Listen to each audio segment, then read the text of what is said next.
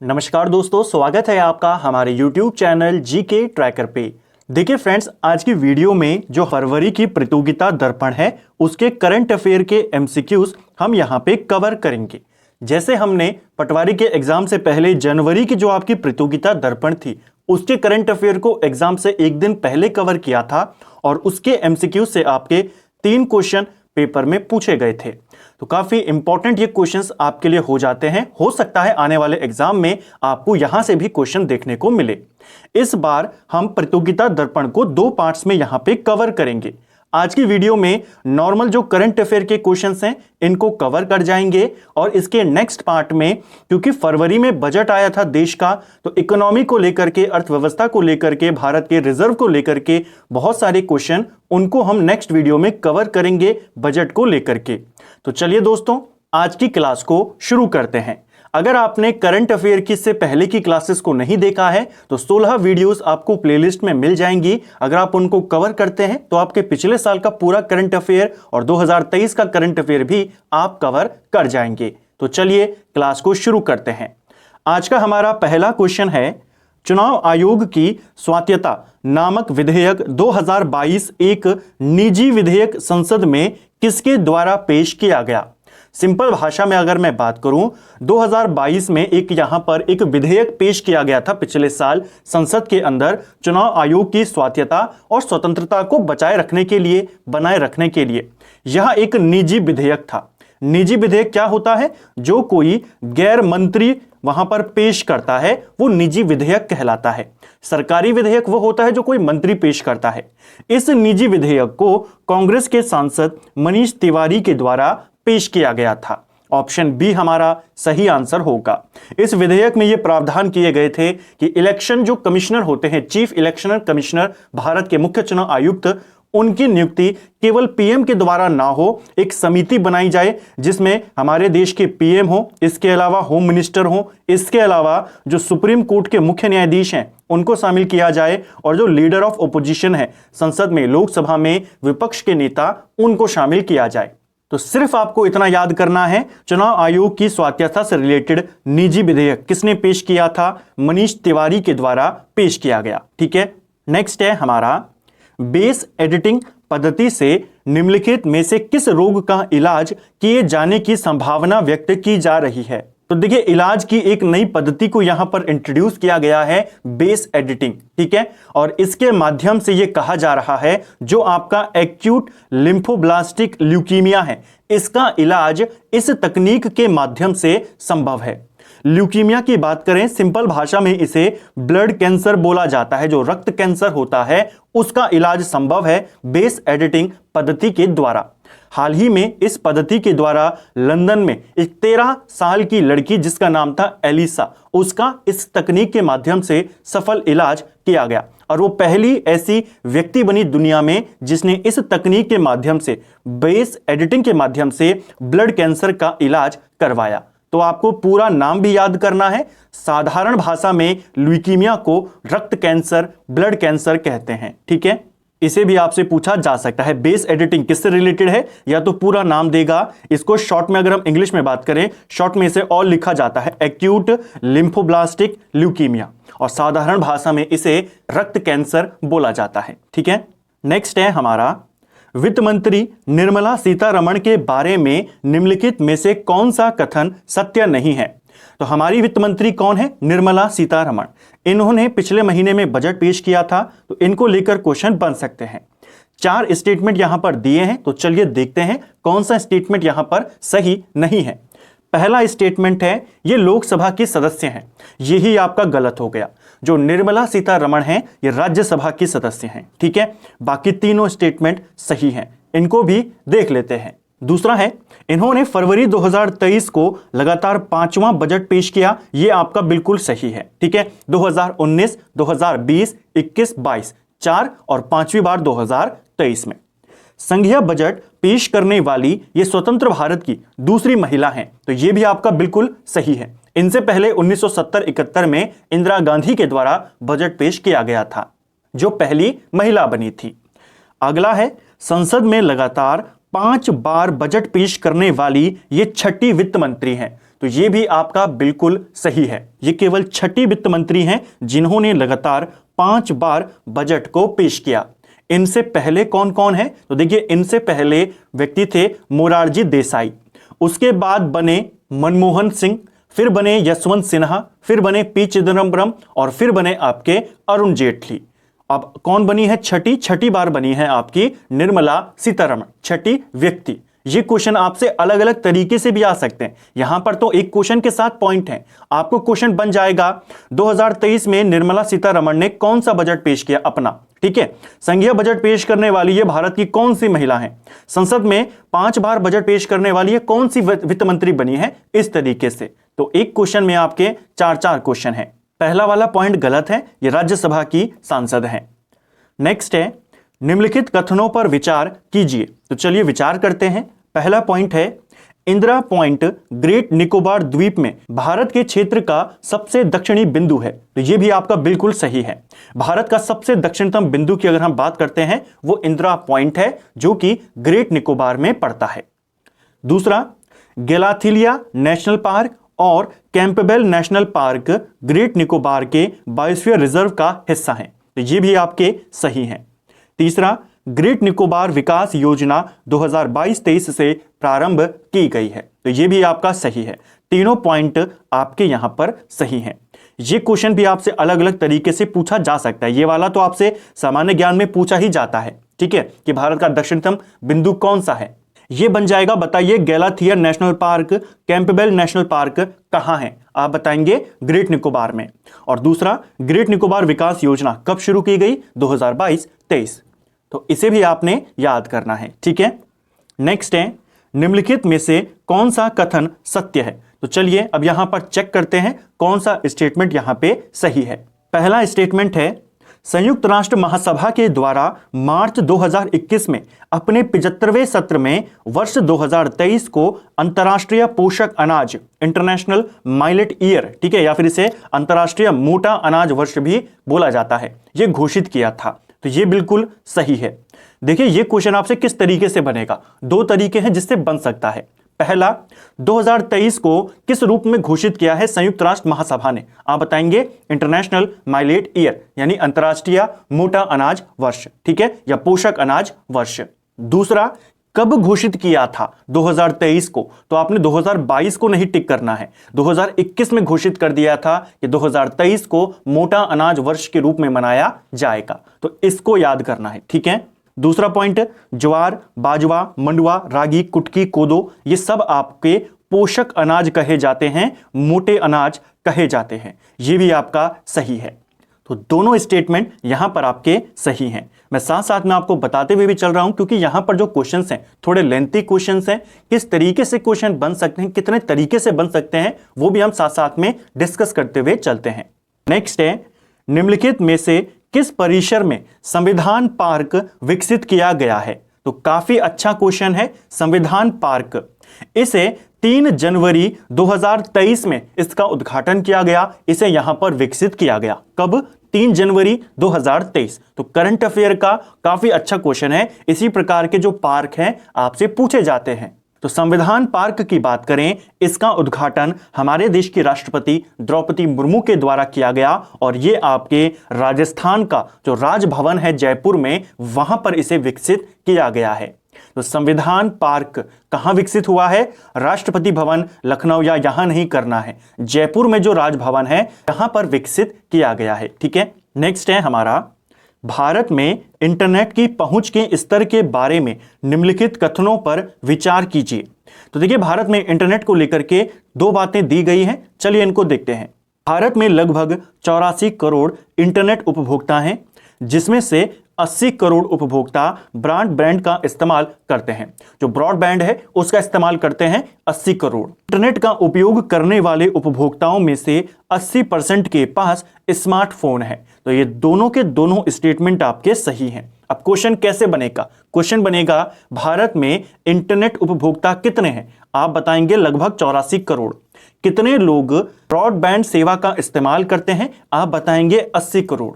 कितने लोगों के पास स्मार्टफोन है जो इंटरनेट इस्तेमाल करते हैं? आप बताएंगे 80%। इस तरीके से, ठीक है। नेक्स्ट है हमारा 17वां प्रवासी भारतीय दिवस सम्मेलन 2023 कहां आयोजित किया गया? तो यह भी करंट अफेयर का काफी अच्छा क्वेश्चन है। 17वां प्रवासी भारतीय दिवस सम्मेलन ये आपके इंदौर मध्य प्रदेश में आयोजित किया गया। ऑप्शन ए हमारा सही आंसर हो जाएगा, ठीक है। नेक्स्ट है 11वीं विश्व शहरी फोरम की बैठक कहां आयोजित की गई? तो जो विश्व शहरी फोरम है इसकी 11वीं बैठक का आयोजन पोलैंड में किया गया है। इसे भी आपने याद करना है, काफी इंपॉर्टेंट ये करंट अफेयर का प्रश्न है। नेक्स्ट है भारत में खाद्य सुरक्षा के संबंध में निम्नलिखित कथनों पर विचार करें, कौन सा कथन सही है यह आपने बताना है। तो चलिए यहां पर इन तीनों स्टेटमेंट्स को पढ़ते हैं। पहला स्टेटमेंट कहता है 1 जनवरी 2023 से दिसंबर 2023 तक राष्ट्रीय खाद्य सुरक्षा अधिनियम 2013 के लाभार्थियों को प्रधानमंत्री गरीब कल्याण अन्न योजना के तहत निःशुल्क राशन मिलेगा। ये वाला स्टेटमेंट आपका सही है। पिछले महीने वाली जो प्रतियोगिता दर्पण थी उसमें भी ये क्वेश्चन था, आपको ध्यान होगा। इस क्वेश्चन को ध्यान से समझते हुए चलना। देखिए 2 तरीके के राशन मिलते थे। एक जो राष्ट्रीय खाद्य सुरक्षा अधिनियम है 2013 में जो आया था, इसके तहत जो नॉर्मल राशन लोगों को मिलता था, और एक कोरोना के टाइम पे सरकार ने जो योजना शुरू करी थी गरीब कल्याण अन्न योजना, जिसके तहत एक फ्री राशन लोगों को मिलता था। अब क्या किया है? अब दोनों को मर्ज कर दिया है। अब जो राशन राष्ट्रीय खाद्य सुरक्षा अधिनियम 2013 के तहत मिलता है वही मिलेगा, लेकिन वो राशन गरीब कल्याण अन्न योजना के तहत फ्री मिलेगा। यानी अब डबल राशन नहीं मिलेगा। पहले जो राशन मिलता था 2013 के अधिनियम के तहत वो थोड़े बहुत पैसे देकर मिलता था। अब राशन वही वाला मिलेगा, लेकिन इस योजना के तहत अब वो फ्री मिलेगा। तो जो एक्स्ट्रा मिलता था वो नहीं मिलेगा। इसको आपने याद करना है, ठीक है, क्योंकि ये क्वेश्चन आपसे घुमाकर पूछा जा सकता है। आपको क्वेश्चन दे देगा कि क्या जो प्रधानमंत्री गरीब कल्याण अन्न योजना है इसके तहत मुफ्त राशन मिलता है? आप बताएंगे नहीं। राशन आपको 2013 के तहत मिलता है, बस ये है कि जो एक्स्ट्रा वाला मिलना था वो अब नहीं मिलता है, और जो मिलता था पहले पैसे में वो फ्री मिलता है। बस इतना याद करना है। थोड़ा सा कंफ्यूजिंग पॉइंट है, लेकिन अगर आप इसको समझेंगे तो आपका डाउट क्लियर हो जाएगा, ठीक है। दूसरा, हाईकोर्ट ने यह अभिधारित किया है कि भोजन का अधिकार संविधान के अनुच्छेद 21 के तहत उपलब्ध एक मौलिक अधिकार है। हाईकोर्ट ने, सुप्रीम कोर्ट ने, तो सुप्रीम कोर्ट ने बोला है भोजन का अधिकार आर्टिकल 21 में शामिल एक मौलिक अधिकार है। इसको भी आपने याद करना है। ये वाला स्टेटमेंट भी सही है। देखिए आर्टिकल 21 क्या कहता है? आर्टिकल 21 मैंने आपको जब हमने संविधान कवर किया वहां पर बताया था जीवन का अधिकार 21 में शामिल है। अब हमारे जीवन से रिलेटेड जो जो बातें हैं, व्यक्तिगत स्वतंत्रता को लेकर के आप चाहे बोले राइट टू प्राइवेसी हो गया, विदेश जाने की स्वतंत्रता हो गया, जीवन का अधिकार हो गया, इसके अलावा भोजन का अधिकार, अच्छे स्वास्थ्य का अधिकार, स्वस्थ हवा का अधिकार, ये सारे जो जीवन को लेकर के एक व्यक्ति को जिंदा रहने के लिए जो जो चीजें चाहिए उन सब का अधिकार किसमें है? आर्टिकल 21 में है। अपनी मर्जी से विवाह करने का अधिकार, वो सारी की सारी चीजें किसमें है? इसमें है। तो सुप्रीम कोर्ट ने यह माना है कि भोजन का अधिकार भी इसमें शामिल एक मौलिक अधिकार है। इसको भी याद करेंगे। और तीसरा पॉइंट है सितंबर 2015 से संघ शासित क्षेत्रों चंडीगढ़ और पुडुचेरी में खाद्य सब्सिडी की धनराशि लाभार्थियों के खातों में ट्रांसफर की जाती है। तो चंडीगढ़ और पुडुचेरी में जो खाद्य सब्सिडी है यह इनके खातों में जाती है 2015 से। तो तीनों स्टेटमेंट सही हैं। मैंने कोशिश करी एक एक स्टेटमेंट को मैं आपको डिटेल में और इस तरीके से समझाते हुए चलूं जो आपके सारे डाउट्स को क्लियर करते हुए चलें। पहले वाले पॉइंट को लेकर थोड़ा सा डाउट है, लेकिन सिर्फ एक लाइन में आपको वो डाउट क्लियर हो जाएगा कि जो एक्स्ट्रा राशन था वो नहीं मिलेगा और जो मिलेगा वो फ्री मिलेगा, ठीक है। नेक्स्ट है हमारा स्वॉट के संदर्भ में निम्नलिखित कथनों पर विचार करें। अब यहां पर फिर से ऐसे क्वेश्चन आ गए। ऐसे वाले क्वेश्चन से आपके जो कंफ्यूजन होते हैं बहुत ज्यादा क्लियर हो जाते हैं एक साथ। अब चलिए इसके बारे में देखते हैं। जो ये स्वॉट है, ठीक है, SWOT, इसे surface water and ocean topography के रूप में जाना जाता है। तो इसका फुल फॉर्म पूछ लेगा। फुल फॉर्म ये रहा, surface water and ocean topography, ठीक है, ये इसका फुल फॉर्म है।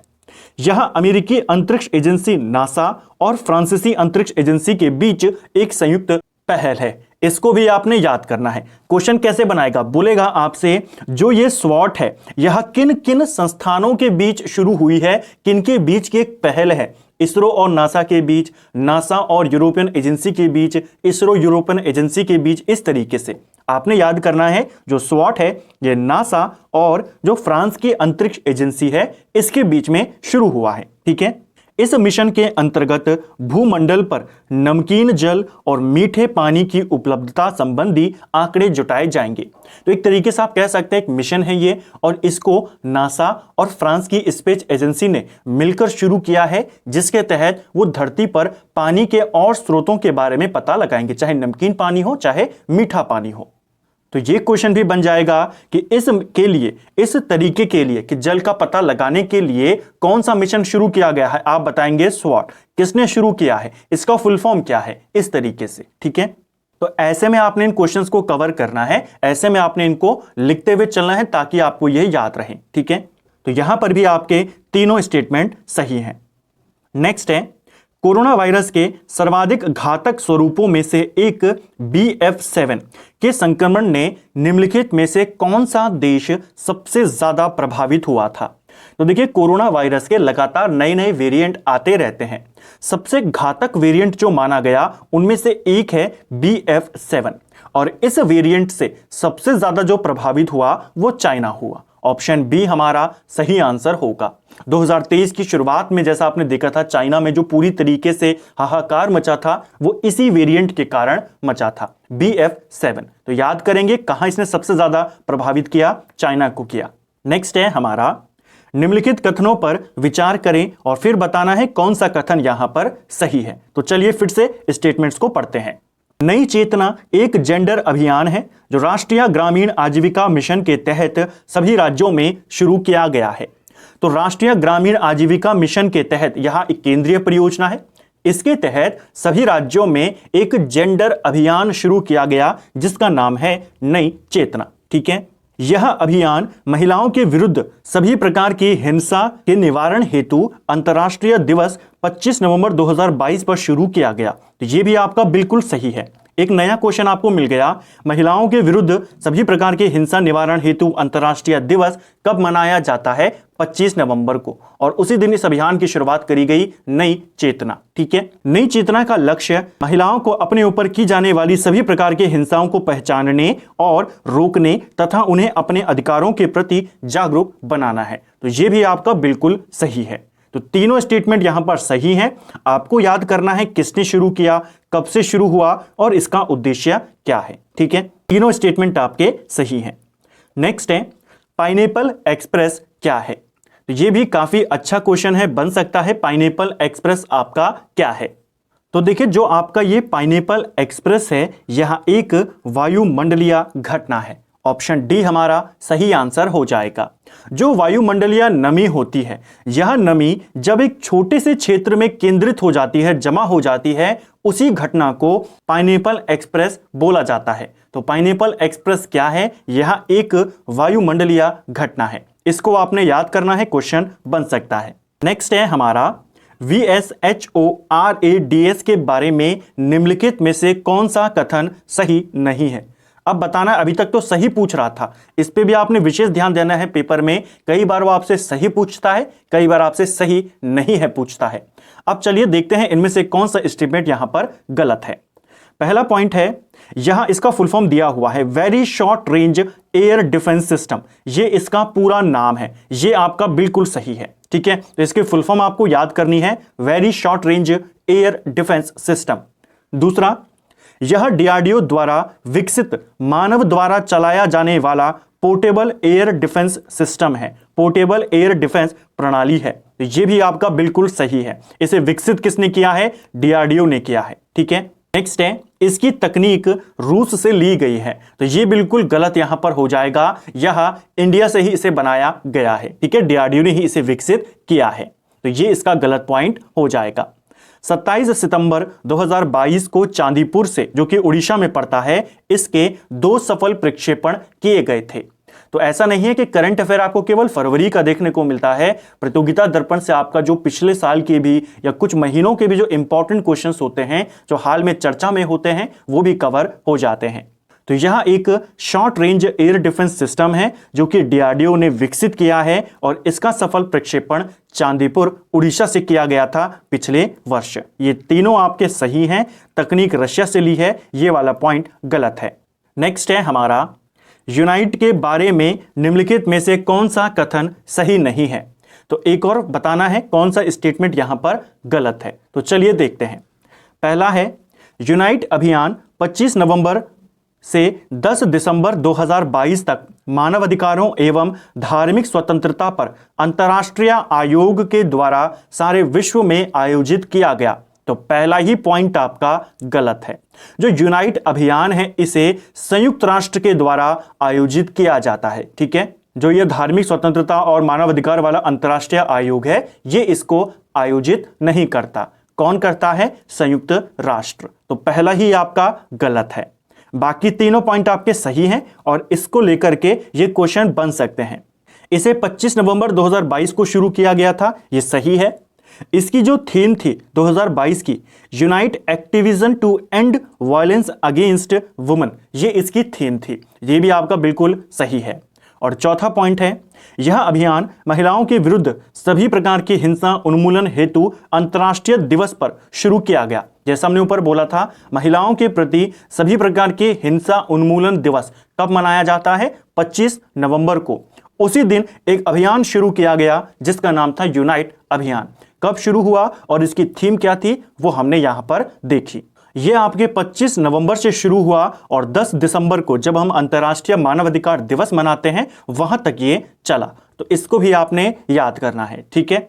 नेक्स्ट है हमारा, ऊर्जा संरक्षण विधेयक 2022 के संदर्भ में निम्नलिखित में से कौन सा कथन सत्य है। तो चलिए यहां पर अब हमें सही वाले बताने हैं। पहला स्टेटमेंट है, केंद्र सरकार या उसके द्वारा अधिकृत निकाय कंपनियों या यहां तक कि व्यक्तियों को कार्बन क्रेडिट प्रमाण पत्र जारी कर सकता है। तो यह आपका बिल्कुल सही है, ठीक है। दूसरा, कार्बन क्रेडिट प्रमाण पत्र प्रकृति से बिक्री किए जाने योग्य होंगे, यानी कि जो केंद्र सरकार है या उसके द्वारा जो निकाय है वो कंपनियों को या व्यक्तियों को कार्बन क्रेडिट का प्रमाण पत्र दे सकता है। और इनकी जो प्रकृति होगी, जो कार्बन प्रमाण पत्र होंगे आपके, कार्बन क्रेडिट प्रमाण पत्र ऐसे होंगे कि आप इनको बेच भी सकते हैं। तो दोनों स्टेटमेंट आपके सही हैं और ये किसमें प्रावधान है? ऊर्जा संरक्षण विधेयक 2022 संशोधन में, ठीक है। तो दोनों स्टेटमेंट आपके सही हैं। नेक्स्ट है हमारा, भेड़िया योद्धा कूटनीति किस देश के द्वारा अपनाई जाती है। तो ये भी एक काफी अच्छा क्वेश्चन है, आपसे बन सकता है, सामान्य ज्ञान में भी आ सकता है और चर्चा में है इसलिए भी आ सकता है। भेड़िया योद्धा की बात करें, ऐसी रणनीति कि अपने देश की विचारधारा को पूरे विश्व में फैलाया जाएगा और बाहरी देशों से अपने देश का बचाव किया जाएगा। ये नीति, सिंपल सी नीति क्या कि हम अपना प्रचार करेंगे, हम अपनी विचारधारा का विस्तार करेंगे, लेकिन जो विदेशी लोग हैं, विदेशी देश हैं, उनसे अपने आप को बचा कर रखेंगे। ये नीति कहलाती है भेड़िया योद्धा नीति और इसे अपनाता है चाइना। ऑप्शन बी हमारा सही आंसर होगा, ठीक है। तो इसको आपने याद करना है। वुल्फ वॉरियर यानी कि भेड़िया योद्धा कूटनीति कौन अपनाता है? चाइना। कि हम अपना तो विचारधारा का विस्तार करेंगे लेकिन दूसरों से अपनी रक्षा करेंगे, दूसरों का प्रभाव अपने पे नहीं पड़ने देंगे, यही कहलाती है भेड़िया नीति, ठीक है। नेक्स्ट है हमारा, messenger ribonucleic acid mRNA 4157/V940। सिर्फ इतना याद कर लीजिए, मैसेंजर राइबोन्यूक्लिक एसिड वैक्सीन निम्नलिखित में से किस रोग की रोकथाम हेतु प्रभावी है। तो देखिए, जो ये आपका वैक्सीन नाम यहां पर दिया गया है, यह एक पर्सनलाइज्ड वैक्सीन होती है, यानी कि हर व्यक्ति के लिए एक अलग वैक्सीन यहां पर बनाई जाती है, उसी को बोला जाता है ये वैक्सीन। ये वैक्सीन एक विशिष्ट प्रकार के कैंसर, एडवांस मेलानोमा के लिए यहां पर प्रभावी है, इसको याद करना है, ठीक है। एक जो स्पेशल प्रकार का कैंसर होता है जिसे हम एडवांस मेलानोमा कहते हैं, उसके लिए प्रभावी है ये वैक्सीन। और ऐसी वैक्सीन है जो हर व्यक्ति के लिए अलग तरीके से विकसित की जाती है। नेक्स्ट है, MV गंगा विलास के बारे में निम्नलिखित कथनों पर विचार करें। तो अभी आपने देखा होगा काफी ज्यादा चर्चा में था, जो यूपी के वहां से आपका MV गंगा विलास जो एक बड़ा सा क्रूज था उसे प्रधानमंत्री के द्वारा रवाना किया गया था। तो इसको लेकर क्वेश्चन बनने के चांसेस बहुत ज्यादा हैं। MV गंगा विलास को लेकर के कौन कौन से कथन यहां पर सही हैं, चलिए देखते हैं। पहला, MV Ganga Vilas cruise Antara luxury river cruise के द्वारा विकसित किया गया है। तो ये बिल्कुल यहां पर सही पॉइंट है। जो ये MV गंगा विलास है इसे किसने विकसित किया है? अंतारा लग्जरी रिवर क्रूज ने, ठीक है, और यही इसका संचालन करता है। नेक्स्ट है 13 जनवरी 2023 को प्रधानमंत्री के द्वारा वर्चुअल तरीके से इसे वाराणसी से डिब्रूगढ़ के लिए रवाना किया गया। तो जो ये आपका क्रूज है ये विश्व का सबसे लंबा नदी क्रूज होगा और ये वाराणसी से गंगा के तट से इसे रवाना किया गया, बांग्लादेश होते हुए असम के डिब्रूगढ़ तक जाएगा। तो दुनिया का सबसे लंबा नदी क्रूज है। 13 जनवरी को प्रधानमंत्री ने इसे रवाना किया था। कहां से कहां तक? वाराणसी से लेकर डिब्रूगढ़ तक, ठीक है। ये भी पॉइंट आपका सही है। तीसरा है, यहां वाराणसी से पटना, उसके बाद साहिबगंज, कोलकाता, ढाका, यहां पर ढाका होगा, फिर गुवाहाटी होते हुए डिब्रूगढ़ तक 3200 किलोमीटर की अंतरदेशीय जल यात्रा 51 दिन में पूरी करेगा। यह भी पॉइंट बिल्कुल सही है। तो MV गंगा विलास क्रूज को लेकर के 3 पॉइंट हमने देखे। कितने क्वेश्चन बन सकते हैं उनको नोट कीजिए। पहला, इसका नाम क्या है? MV गंगा विलास। इसको बनाया किसने है? अंतारा लग्जरी क्रूज ने बनाया है, ठीक है। प्रधानमंत्री ने इसे रवाना कब किया? 13 जनवरी को। ये कहां से कहां तक जाएगा? वाराणसी से डिब्रूगढ़ तक जाएगा। कितने किलोमीटर की दूरी कवर करेगा? 3200 किलोमीटर की। कितने दिन में करेगा? 51 दिन में करेगा। और ये दुनिया का सबसे लंबा नदी क्रूज है। इन सभी क्वेश्चंस को आपने याद करना है, ठीक है। 1 2 3 4 5 6 और दुनिया का सबसे लंबा नदी क्रूज ये भी है। तो 7 क्वेश्चन इस एक क्वेश्चन से आपके पूछे जा सकते हैं, ठीक है। नेक्स्ट है हमारा, स्पिन के बारे में निम्नलिखित कथनों पर विचार करें, फिर बताना है इनमें से कौन सा कथन सही है।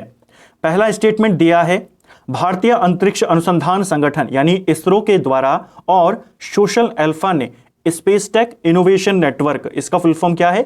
Space tech innovation network launch करने के लिए समझौते पर हस्ताक्षर किए हैं। तो स्पिन जो है एक नेटवर्क है जिसका full form space tech innovation network है। इसे सोशल अल्फा और इसरो के द्वारा लॉन्च किया गया है। इसके लिए इसके ऊपर हस्ताक्षर किए गए हैं। तो ये आपका बिल्कुल सही है। कौन कौन शामिल है नाम याद करेंगे। यह भारत का पहला समर्पित मंच है जो तेजी से उभरते अंतरिक्ष उद्यमशीलता, पारिस्थितिकी तंत्र के लिए नवाचार और उद्यम विकास के लिए समर्पित होगा।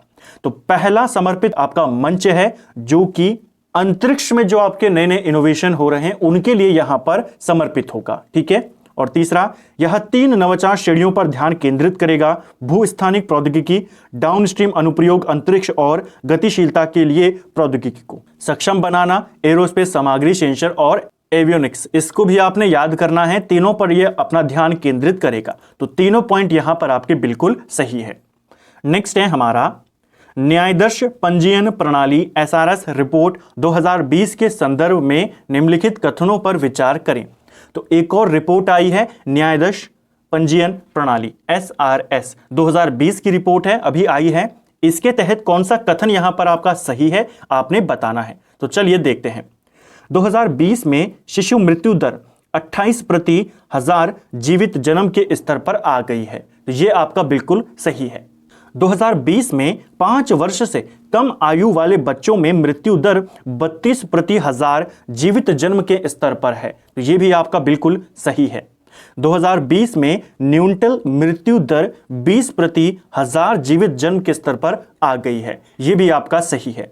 तो तीनों पॉइंट आपके बिल्कुल सही हैं। शिशु मृत्यु दर 2020 की रिपोर्ट के अनुसार कितना है आप बताएंगे? 28, ठीक है। यानी कि 1000 जो जीवित जन्म लेते हैं बच्चे उनमें से 28 का निधन हो जाता है। इसी प्रकार 5 वर्ष से कम के जो बच्चे हैं उनमें यह दर 32 है। न्यूनतम मृत्यु दर की बात करें उसमें यह नंबर 20 है। तो तीनों आपके बिल्कुल सही हैं। तीनों के नंबर आपको याद करने हैं। नेक्स्ट है हमारा, निम्नलिखित कथनों में कौन सा सही नहीं है। तो चलिए अब इसको देखते हैं।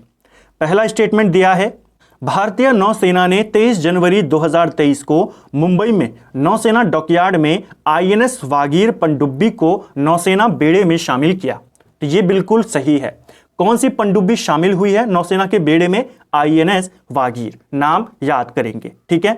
यह कलवरी श्रेणी की पनडुब्बी है जो रूस में विकसित की गई है। आधा क्वेश्चन सही है, बाकी का आधा गलत है। यह कलवरी श्रेणी की 5वीं जनरेशन की आपकी पनडुब्बी है, 5वीं सबमरीन है, ठीक है, ये सही है। लेकिन ये पूर्ण तरीके से भारत में बनी हुई सबमरीन है, तो रशिया इसमें नहीं आता, ठीक है। तो सेकंड वाला आपका कथन गलत हो जाएगा कि ये रशिया में विकसित की गई है। ये पूरी तरीके से भारत में विकसित की गई है। मुंबई में जो डॉक शिप बिल्डर्स लिमिटेड है उनके द्वारा इसे विकसित किया गया है, ठीक है। किस श्रेणी की है? कलवारी श्रेणी की है, यह बिल्कुल सही है। यह पनडुब्बी स्तहरोधी पनडुब्बी रोधी युद्ध खुफिया जानकारी एकत्रित करने, माइंस बिछाने और निगरानी में सक्षम है, यह भी सही है। इसका नामकरण वागीर नामक सैंडफिश पर किया गया है जो कि हिंद महासागर का घातक समुद्री शिकारी जीव है, तो यह भी बिल्कुल सही है। अब देखिए क्वेश्चन कैसे बनेंगे। क्वेश्चन बनेगा इनमें से कौन सी पनडुब्बी हाल ही में भारतीय नौसेना में शामिल हुई है? आप बताएंगे आईएनएस वागीर, ठीक है। दूसरा, आईएनएस वागीर किस श्रेणी की पनडुब्बी है? तो कलवारी श्रेणी की 5वीं पनडुब्बी है। इसको कहां विकसित किया गया? भारत में किया गया। सारे ये काम है, ये बहुत कम चांस होते हैं, फिर भी आपको ध्यान रखना है। इंपॉर्टेंट बनेगा ये जो आईएनएस वागीर है इसका नाम किसके नाम पर पड़ा है? तो एक सैंड फिश है जो कि घातक समुद्री जीव माना जाता है हिंद महासागर का, सैंड फिश के नाम पर इसका नाम पड़ा है, ठीक है। नेक्स्ट है हमारा निम्नलिखित युग्मों पर विचार करें। अब आपको यहां पर दिए गई है, एक तरफ परियोजना है, एक तरफ खान है, संयंत्र है, दूसरी तरफ उनसे रिलेटेड राज्य हैं। केन बेतवा लिंक परियोजना जो ये नदी जोड़ो परियोजना है, क्या ये आपकी छत्तीसगढ़ में है? पहला ही गलत है। यह परियोजना आपके मध्य प्रदेश और उत्तर प्रदेश की एक संयुक्त परियोजना है, छत्तीसगढ़ की नहीं है, ठीक है। तो केन बेतवा लिंक परियोजना किसकी है? यूपी और एमपी की, तो ये वाला आपका गलत है। दिबांग जल विद्युत परियोजना क्या ये अरुणाचल में है? तो ये बिल्कुल सही है। कुल्दा कोयला खान क्या ये उड़ीसा में है? ये भी बिल्कुल सही है। तमनार तापिया संयंत्र क्या ये छत्तीसगढ़ में है? ये भी आपका बिल्कुल सही है। तो पहले वाले को छोड़कर बाकी के तीनों आपके सही हैं, दूसरा, तीसरा और चौथा, ठीक है। यह क्वेश्चन बनेगा कुल्दा खान जो उड़ीसा में है क्यों फेमस है? कोयला के लिए। कुल्दा कोयला खान कहां है? उड़ीसा में है, ठीक है, इस तरीके से। नेक्स्ट है हमारा मित्रा निम्नलिखित में से किस राज्य का थिंक टैंक है? देखिए थिंक टैंक की बात करें, जैसे भारत सरकार के लिए थिंक टैंक का काम कौन करता है? नीति आयोग, ठीक है। नीति आयोग की तर्ज पर एक राज्य सरकार ने एक थिंक टैंक की स्थापना करी। इसका पूरा नाम है मित्रा के, अगर हम पूरे नाम की बात करें, महाराष्ट्र इंस्टीट्यूट फॉर ट्रांसमिशन, ये इसका पूरा नाम है, ठीक है। तो नाम से ही आप बता देंगे किसकी है, महाराष्ट्र का एक थिंक टैंक है। इसको आपने याद करना है। मित्रा किसका थिंक टैंक है? महाराष्ट्र का है। किसकी तर्ज पर है? नीति आयोग की तर्ज पर है। नेक्स्ट है हमारा आदि शौर्य पर्व पराक्रम के बारे में निम्नलिखित में से कौन सा कथन सही नहीं है? यह भी करंट अफेयर का काफी अच्छा सा क्वेश्चन है जो आपका आदि शौर्य पर्व पराक्रम है। सुभाष चंद्र बोस की 126वीं जयंती मनाई गई 23 जनवरी 2023 में, और इसे ही आदि शौर्य पर्व पराक्रम दिवस के रूप में मनाया गया। आप जानते हैं सुभाष चंद्र बोस की जयंती को पराक्रम दिवस के रूप में मनाते हैं। इस बार इसमें एक और चीज जोड़ दी गई, आदि शौर्य पर्व पराक्रम, ठीक है। अब इसको लेकर के 4 बातें हैं, कौन सा वाला गलत है उसको देखते हैं, क्यों गलत है उसको भी देखेंगे। यह 23-24 जनवरी 2023 को जवाहरलाल नेहरू स्टेडियम में मनाया गया, तो यह आपका बिल्कुल सही है, ठीक है। दिल्ली में जो आपका जवाहरलाल नेहरू स्टेडियम है वहां पर इसे मनाया गया, ठीक है। कब मनाया गया? 23-24 जनवरी। इसका आयोजन जनजातीय मामलों के मंत्रालय के द्वारा किया गया, तो ये वाला स्टेटमेंट गलत हो जाएगा। जो ये पर्व पराक्रम उत्सव था यहां पर, इसका आयोजन रक्षा मंत्रालय के द्वारा किया गया। जो जनजातीय मामलों का मंत्रालय है इसने सहयोग किया, तो इनकी मदद से किसने आयोजित किया? रक्षा मंत्रालय ने। इसको याद करना है, बस यही आपका क्वेश्चन था, तो सेकंड वाला पॉइंट आपका गलत हो जाएगा। मेन किसके द्वारा आयोजित किया गया? मेन है आपका रक्षा मंत्रालय, ठीक है। नेक्स्ट है इस समारोह के अंतर्गत रोमांचक शौर्य प्रदर्शनों के साथ साथ जनजातीय नृत्यों के बहुरूप दर्शक के माध्यम से उत्साह ऊर्जा का प्रदर्शन किया गया। तो ये आपका बिल्कुल सही है, ठीक है। और ये वाला भी सही है, समारोह में सैन्य टैटू में सशस्त्र बलों की शक्ति का प्रदर्शन किया गया। तो ये भी सही है। दरअसल सशस्त्र बल और जो जनजातीय मंत्रालय है, इन दोनों के सहयोग से दोनों का योगदान था और आयोजित किसने किया? रक्षा मंत्रालय ने। बस इसको आपने याद करना है। छोटा सा क्वेश्चन था यहां पर, क्योंकि जनजातीय मामले शामिल था लेकिन इसने सहयोग किया। मेन किसने किया है? रक्षा मंत्रालय। बस आपको ये याद करना है। ये क्वेश्चन भी आपसे पूछा जा सकता है। तो फ्रेंड्स, ये था हमारा जो आपकी लेटेस्ट प्रतियोगिता दर्पण है, उसके हमने करंट अफेयर के एमसीक्यूज को यहां पे कवर किया। मैंने कोशिश करी हर क्वेश्चन को मैं आपको अच्छे से समझाते हुए चलूं, जिससे आपके करंट अफेयर के क्वेश्चन, क्योंकि ये क्वेश्चन थोड़े से लेंथी क्वेश्चन होते हैं यहां पर, तो इनसे आपके बहुत सारे क्वेश्चन बन जाते हैं। नंबर ऑफ क्वेश्चन भले ही हमने 26 को कवर किया, लेकिन अगर आप देखेंगे हर एक लाइन में एक एक क्वेश्चन आपका होता है। उम्मीद करता हूं आपको आज का वीडियो पसंद आया होगा। अगर आपको ये वीडियो पसंद आई है तो वीडियो को लाइक करें। अगर आप चैनल पर पहली बार आए हैं, चैनल को सब्सक्राइब करें, अपने दोस्तों के साथ शेयर करें। वीडियो आपको कैसा लगा कमेंट बॉक्स में हमें जरूर बताएं। इसी प्रकार की वीडियोस को देखने के लिए चैनल की प्लेलिस्ट को विजिट जरूर करें। Thank you friends.